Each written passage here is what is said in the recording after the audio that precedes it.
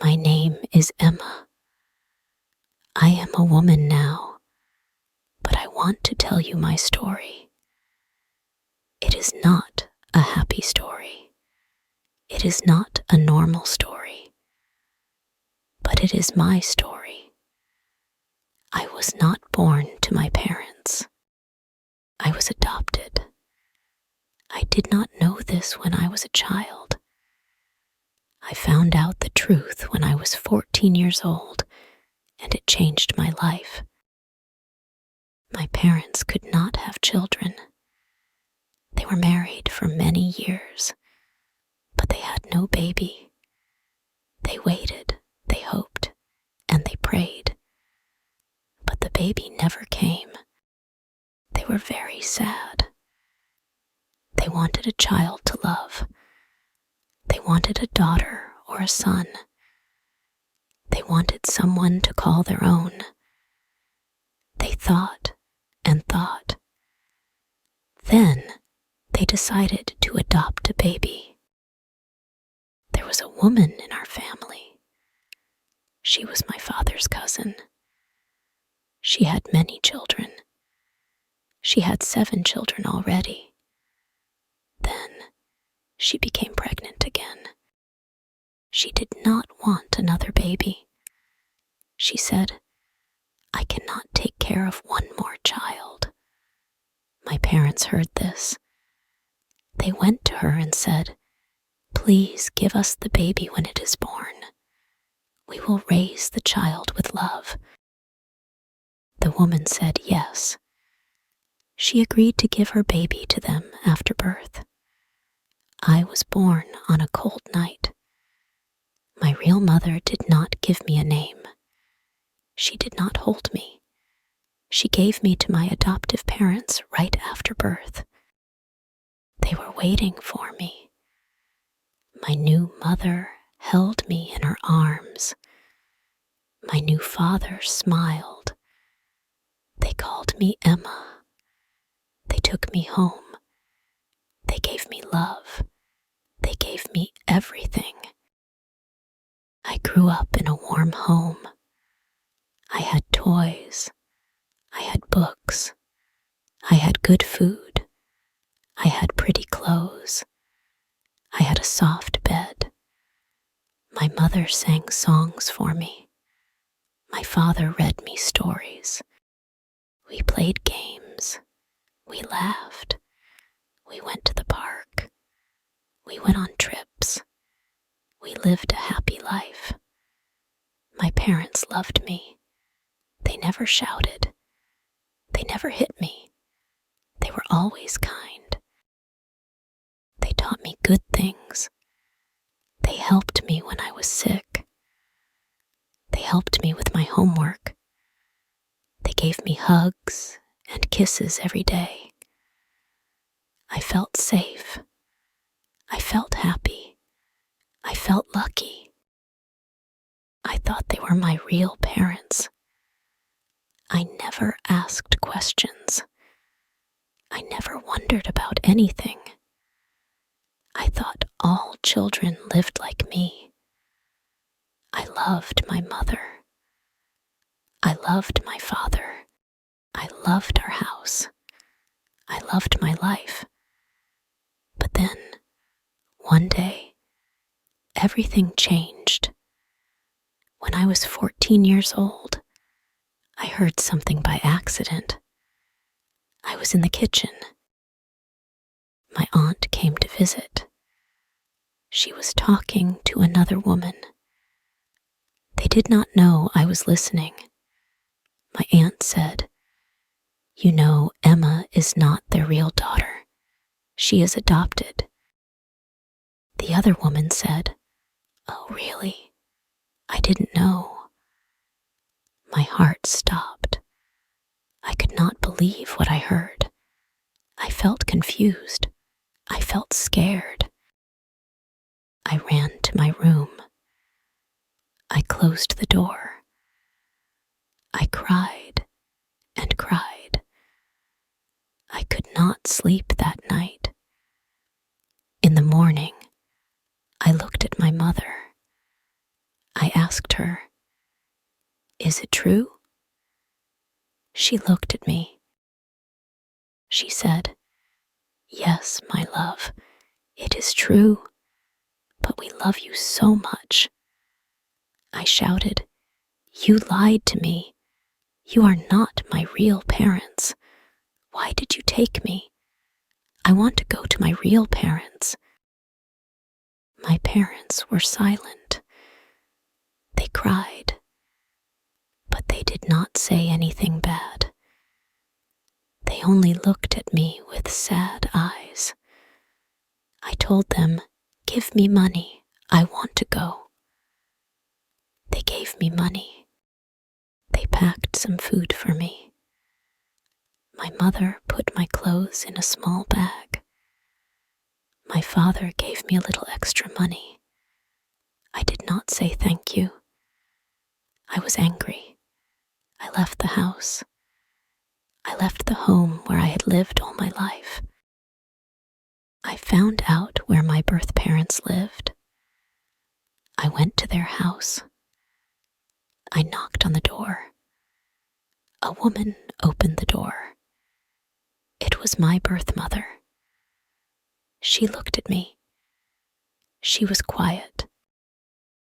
Then a man came. It was my birth father. He said, "Oh, Emma?" My oldest brother came to the door.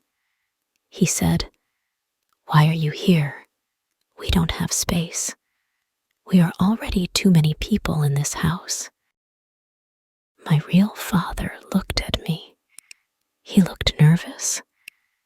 He said, "Emma, I am sorry. Life is hard here. We are poor. We don't have space. We don't have food for many people. I live here, but it is not easy. My wife, she is not kind.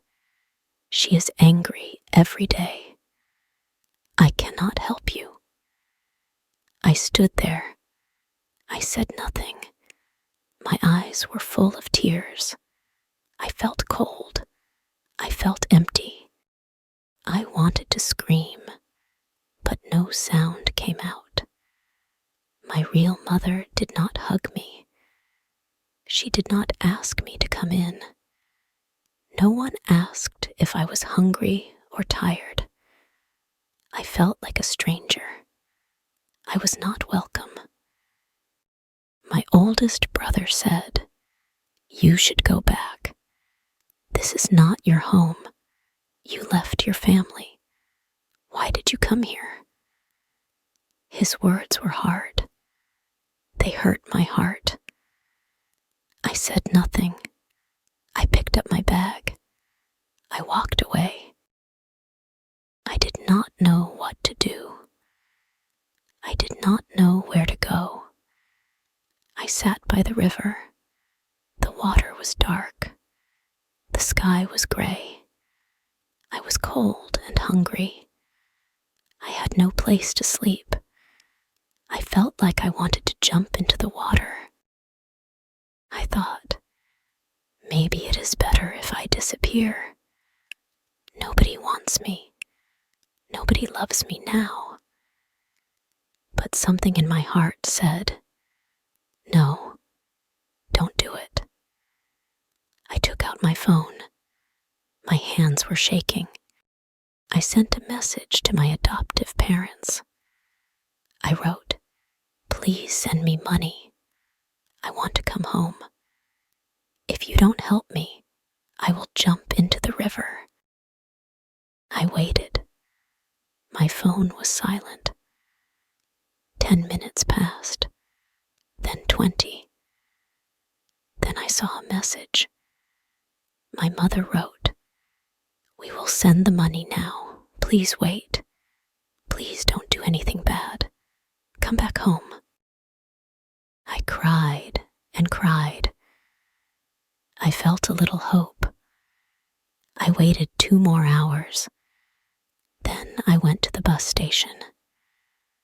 I got the money. I bought a ticket. I came back home. I didn't say anything when I entered the house.